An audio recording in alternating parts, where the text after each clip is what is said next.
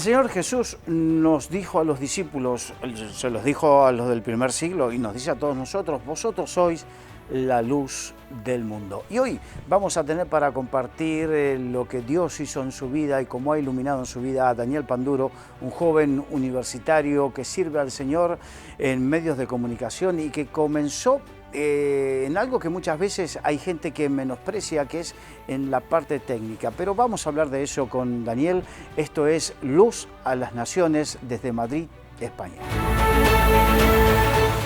Bien, ya estamos con Daniel Panduro. Bienvenido, Daniel. Buenas, ¿qué tal estás? Muy bien, un placer poder contar contigo para que nos cuentes acerca de tu vida.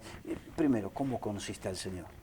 Bueno, yo lo conocí cuando era muy pequeño, nací en un hogar cristiano, aunque eso no te hace cristiano, ¿no? Y uno tiene que tener un encuentro personal con Dios, y yo a los 12 años aproximadamente tuve ese encuentro y decidí seguir el camino de Cristo. Claro, porque si tus padres eran cristianos no quiere decir que por herencia genética tú eras cristiano, ni por herencia de tu apellido. No, exactamente, sí. Entonces, Dios, en su misericordia, pues yo tuve una revelación o tuve un encuentro con Dios, y eso me tocó muchísimo en esa edad, a los 12 años, y revolucionó mi universo, mi forma de comprender el mundo, y gracias a ello, pues a su misericordia estoy aquí el día de hoy. ¿Y cómo fue sobrellevar? Porque tú has estudiado toda tu adolescencia, has estudiado toda tu juventud, porque tú no sé si has estudiado o sigues estudiando en la universidad. No, sigo estudiando, Sigues estudiando, sí. por lo Sí. tanto, ¿y cómo se compatibiliza un mundo de fe en unas universidades, en unos centros educativos con unos sistemas educativos tan contrarios a la fe? Sí, es una buena pregunta, ¿no? Yo creo que el punto principal sobre esto es saber en quién crees, ¿no? Y una de las grandes cosas que a mí me ha enseñado a tener fe en Dios, no es la única, pero sí que tengo que reconocer lo que ha sido una de las más importantes, fue los milagros que yo he visto de pequeño, ¿no? Fue una época que aquí en España vinieron o se establecieron personas que tenían un don para hacer milagros muy importante, muy fuerte, y en la vida de mis padres pues ocurrieron esos milagros que son innegables. Yo los pude palpar, los pude ver, y eso en gran medida ayudó a mi fe y a también entender que existía una realidad espiritual, una realidad que no lo puede percibir las personas si lo ven desde un punto de vista natural, pero que sí es real y que es evidente para aquellos que lo quieren ver. Y eso también me enseña que en muchas ocasiones los argumentos que pueden aparentar de mucha racionalidad, muy sopesados, muy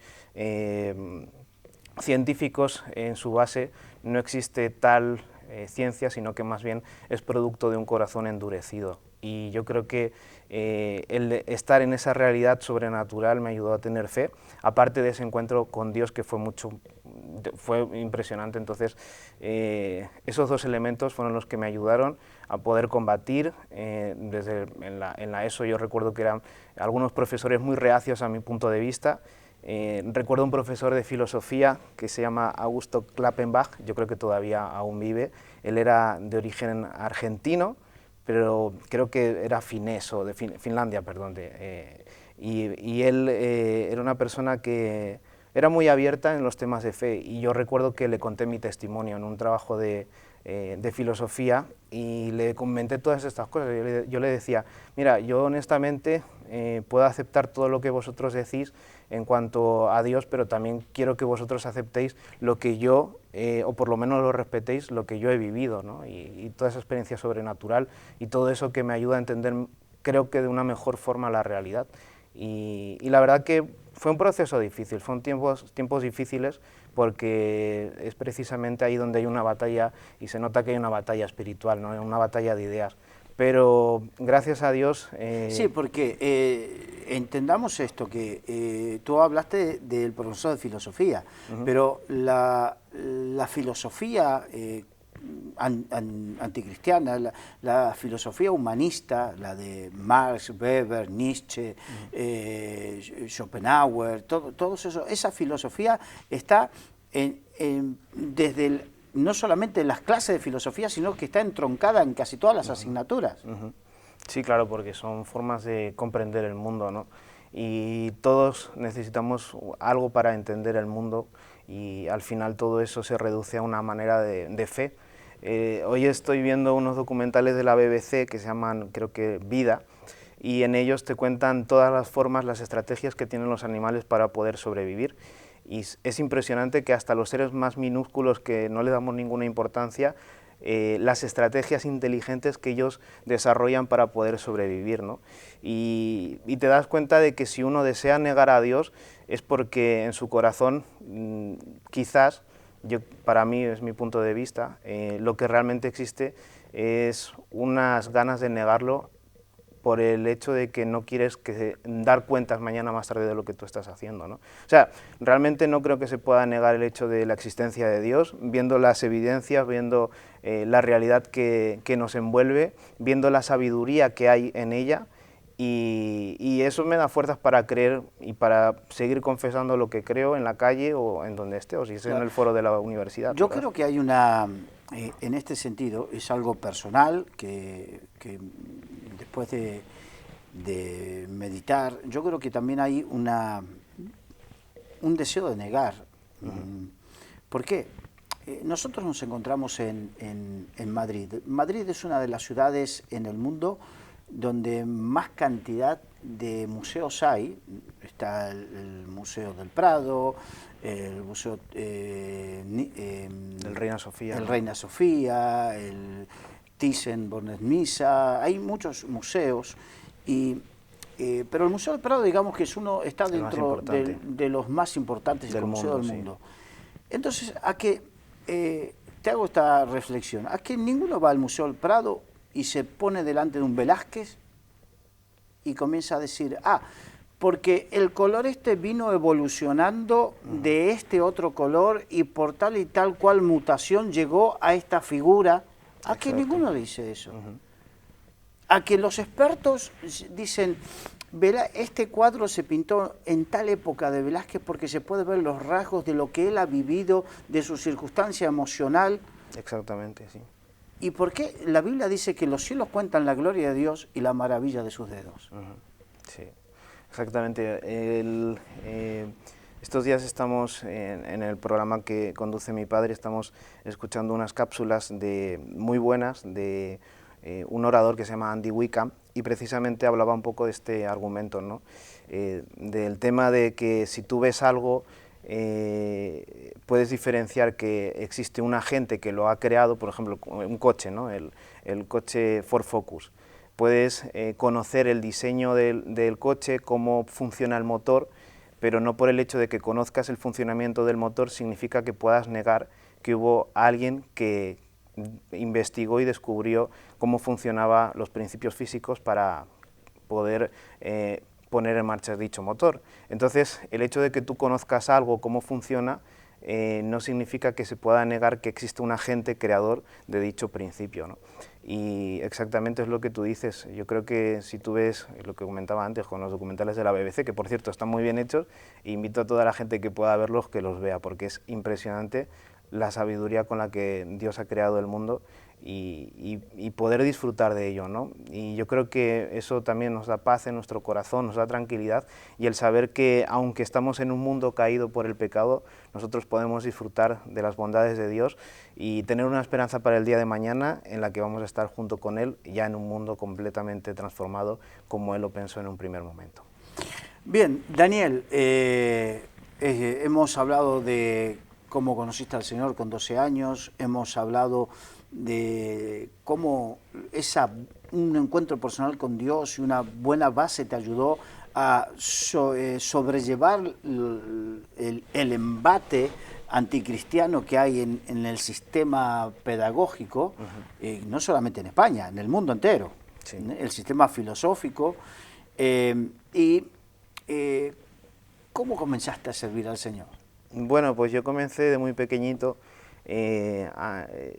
empecé en la alabanza, yo creo que mucha gente empieza en ese ministerio. Mi padre cantaba en la iglesia y precisamente yo creo que la primera vez que toqué en la alabanza fue hace muchos años, y la segunda semana que tocamos que ensayamos cierta canción, fuimos invitados también por la televisión y vinimos a este estudio, pero hace muchísimos años, yo creo que tenía 9 años, una cosa así, y vine con un chico que se llama Quique Pavón, que ahora es muy conocido, Sí, sí, sí. y tocamos ahí una canción de Marcos Witt que se llamaba Gracias, ¿no? Y siempre tengo ese recuerdo de ese momento, que fue cuando comencé en el ministerio, y fue de esa manera, en la alabanza, ¿no? Ahí fue donde me desarrollé, donde también me empezó a gustar mucho todo lo que tenía que ver con la música, con el piano. Aprendí a tocar música en la escuela, y bueno, pues fui progresando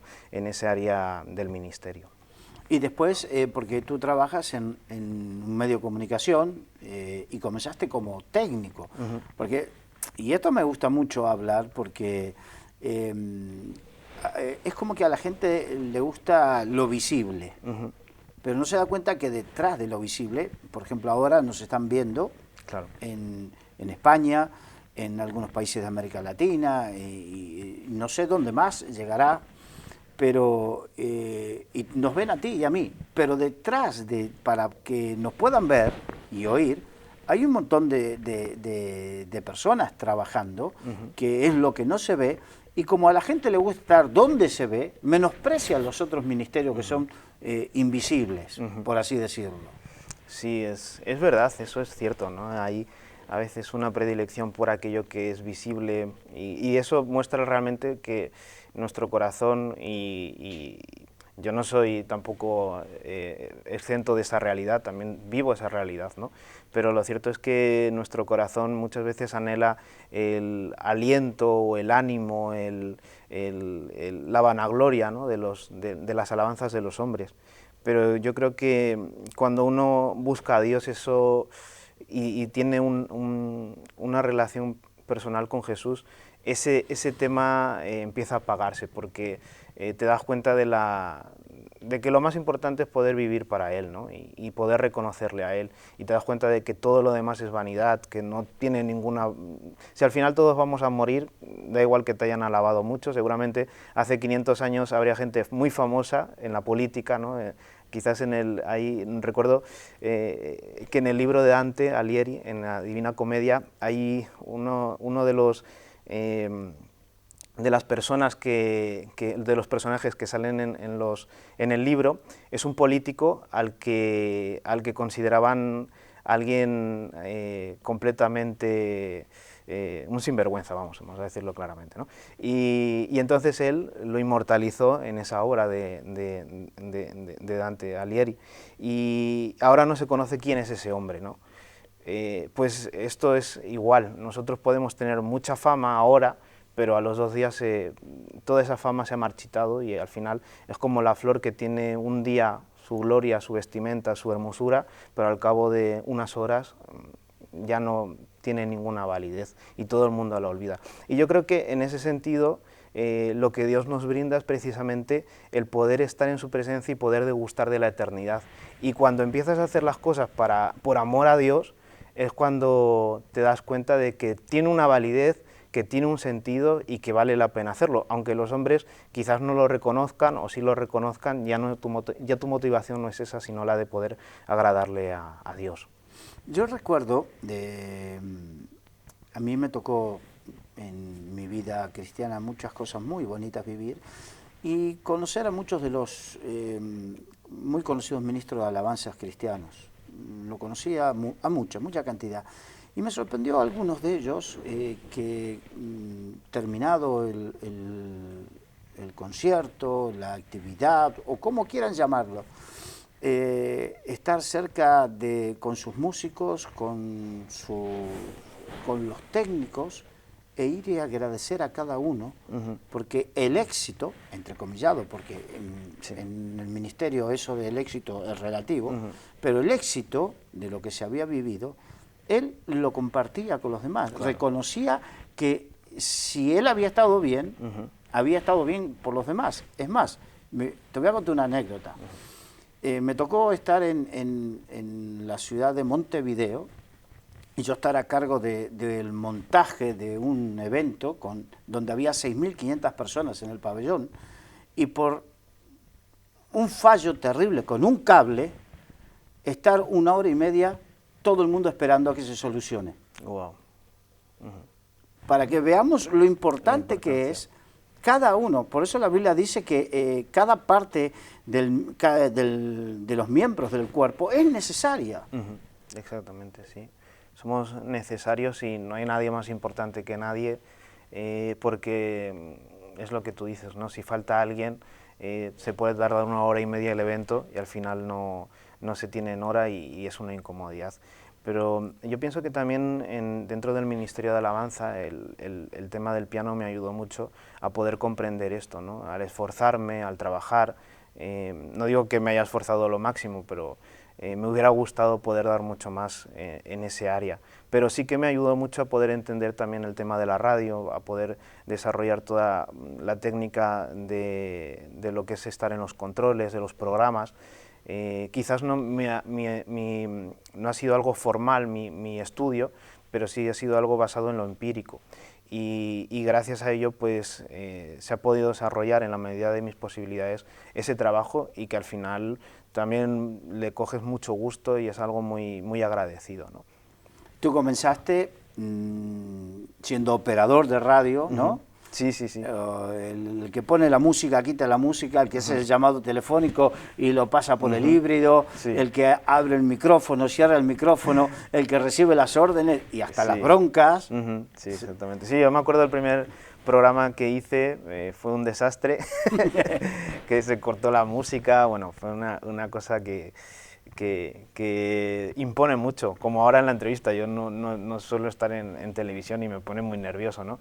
Pero sí fue muy emocionante, porque dices, wow, esto es otra forma, otro lenguaje que podemos desarrollar, ¿no? Y que podemos aprender, y poquito a poquito pues se va mejorando, se va aprendiendo pequeños detalles, vas observando cosas en las que se pueden mejorar, y gracias a Dios pues se va mejorando, ¿no? Siempre hay que mira, tú cuando tocas el piano no te puedes estar fijando en tu primo que ha aprendido hace 2 semanas, ni en tu tío que ha aprendido hace 2 meses, tienes que buscar a lo mejor, siempre tienes que aspirar a lo mejor, escuchar buenas composiciones, escuchar a Beethoven. Tu espejo tiene que ser el mejor. Lo mejor, exactamente. Y ahí, en base a eso, vas a poder saber un poquito, como tú dices, ¿no? Relativamente, en qué grado estás. Pero siempre buscar la mejor referencia para poder tener una buena formación, un buen resultado. Qué importante. Y como se cumple la Biblia, dice que si en lo poco fuere fiel, en lo mucho lo pondrá en lo mucho Dios, te pondré. ¿no? Entonces, ¿no te quedaste siempre como técnico de radio? Sí, no, después ya empezamos a desarrollar más en el programa, empezamos a ver un poquito qué contenido podríamos ofrecer, también un poco lo que a nosotros nos gustaría poder escuchar, ¿no? Y claro, esto también trae un poco de conflicto, porque a lo mejor a la audiencia le gustaría escuchar ciertas cosas, pero también creo que es necesario la pedagogía, enseñar. Y en esa pedagogía lo que muchas veces vas a tener que aprender, que está reflejado en la Biblia, es que tú y yo somos pecadores, y que a veces o en nuestras vidas las malas decisiones son responsabilidad nuestra, ¿no? Y entonces el hecho de poner el foco en la responsabilidad que nosotros tenemos frente a Dios muchas veces no es algo apetecible de escuchar, y lógicamente... No, porque te llama y te enfrenta con una realidad que la mayoría de la gente le quiere escapar, claro, a esa realidad. Entonces es algo curioso, ¿no? Porque precisamente estar en un medio de comunicación y pretender desarrollar precisamente este tema y tener la audiencia que te escuche, pues es algo complejo, pero también es una realidad. Mira, cuando las películas son más honestas, cuando el contenido artístico es más honesto, la gente lo va a ver. Hay una serie que a mí me gusta mucho que se llama The Big Bang Theory, no sé si la has visto. No. Es una serie de televisión que es muy interesante, ¿no? Porque salen distintos roles, los protagonistas son unos genios de la física, y se ve su torpeza social a la hora de relacionarse, a la hora de tener novias. La serie empezó con una chica que es vecina, se muda recientemente en el edificio donde están los protagonistas, y ahora ya la serie han pasado 10 años y ya el protagonista está casado con la chica, con la vecina, ya van a tener seguramente un hijo, y se ve cómo existe ese desarrollo social. Bueno, pues yo creo que el éxito de la serie se ha basado en la honestidad que han tenido ellos a la hora de reflejar la sociedad. Los miedos que uno tiene a la hora de relacionarse, las distintas circunstancias con las que nos podemos sentir identificados. Y yo creo que eso es el punto que hace interesante un programa, ¿no? El grado de honestidad que tú tienes frente a tu público, el de mostrarte tal como eres y mostrar de alguna forma la realidad como es. Y eso llama la atención y eso tiene un valor. Exacto, porque... Bueno, vivimos lamentablemente enfrentados con los medios de comunicación seculares, donde vemos en la gran mayoría una vida ficticia, unos personajes histriónicos que muestran algo que no es real y que lamentablemente después la gente termina imitándolos, ¿no? También existe eso, claro, esa realidad, sí. Y la verdad que no es una realidad. Pero a nosotros que estamos en medios cristianos nos toca mostrar una realidad cruda y una realidad que cuando comenzamos la charla dijiste que mucha gente no quiere enfrentarse con esa realidad, quiere obviar que un día tendrá que enfrentarse con Dios, pero eso es inevitable. Sí, exactamente. Pero bueno, en ese trabajo estamos y desarrollando cosas y esperando que el Señor pues nos tenga misericordia, ¿no? Porque es lo que decía una entrevistada que estábamos escuchando, es cierto que el orgullo te puede subir a la cabeza, ¿no? Y constantemente uno se tiene que bajarse del carro y recordar que todo es por gracia de Dios, que todo es por su misericordia, que si uno tiene algo es porque Él decidió que tú lo tengas, ¿no? Y como dice la palabra, todo lo bueno proviene del Señor. Entonces, es esa constante, ¿no? La de poder ser humildes, escuchando la voz de Dios, para poder ofrecer el mejor contenido, que es aquel que está basado en la palabra de Dios. Claro, y recordar siempre, como bien dijiste, que si algún don, si alguna gracia, si algún talento, si alguna capacidad tenemos, no es para sentirnos o creernos que somos más que otros, sino para darnos cuenta que tenemos más responsabilidad, porque cuanto más talento, más responsabilidad delante de Dios, y que es por su gracia. No es por otra cosa. No es por otra cosa. Es por su gracia. Por eso vuelvo a eso de que aprendamos a ser primero agradecidos. Agradecidos. Yo soy agradecido a todos los técnicos que nos están acompañando en este momento para que este programa pueda estar al aire.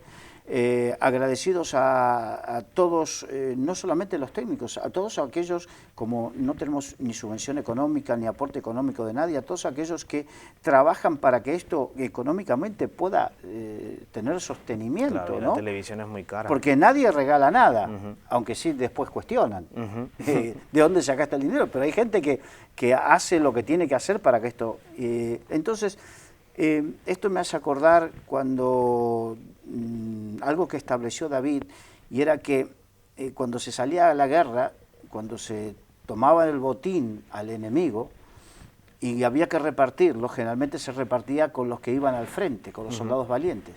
Pero David dijo que aquellos que se quedaban cuidando el bagaje, que incluía a las mujeres, los niños, la comida, el agua, todo, ellos también habían cumplido una función importante y que merecían también recibir el reconocimiento.